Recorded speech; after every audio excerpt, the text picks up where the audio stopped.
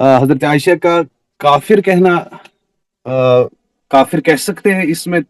سوچ رہا تھا میں۔ تو دیکھیں، آپ کو پتہ ہے کفر ہے، کفر ارتداد ہے، اور ایک کفر نفاق ہے، ان دونوں میں فرق ہے۔ کفر ارتداد میں یہ ہے کہ وہ بھائی وہ ختم ہو جاتا ہے نا، پھر اس کو میراث نہیں ملتی، طلاق ہو جاتا ہے اگر کوئی مرتد ہو جائے، عورت اس پہ حرام ہے۔ ایک کفر نفاق ہے، منافق کا کفر جو ہے اس پہ اسلام کے سب احکام جاری ہوتے ہیں، جیسے عبداللہ ابن ابی بن سلول ہے۔ ایک کفر کے دو انواع ہیں، جب ہم کہتے ہیں کہ عائشہ کے متعلق یا منافقین کے متعلق کہتے ہیں یہ کافر ہے، ہم تو یہ تو نہیں کہتے کہ یہ مرتد ہو گئے، یہ کرسچن ہو گئے۔ کوئی اگر کرسچن ہو جائے بھائی، یا یہودی بن جائے، مشرک بن جائے، کہتا ہے میں نے دین چینج کیا، آج سے میں کہتا ہوں، شہادت دیتا ہوں کہ نبی صلی اللہ علیہ وسلم نہیں ہے، نبی قرآن بھی جھوٹ ہے نا، میں نے اپنا دین چینج کیا، وہ جو مرتد ہوتا ہے وہ اس طرح تو نہیں ہے جی بھائی۔ جو نفاق کا کفر ہے سب عالم اسلام کو پتہ ہے، بخاری میں ایک باب ہے الکفر، یا اس میں الکفر بین الکفر دون الکفر، اس طرح ایک باب ہے بخاری مسلم میں، آپ کی کتب حدیث میں، تو وہ بیان ہوتا ہے وہاں پہ کہ ہر کفر جو ہے ارتداد نہیں ہوتا، منافق کے احکام اور ہوتے ہیں۔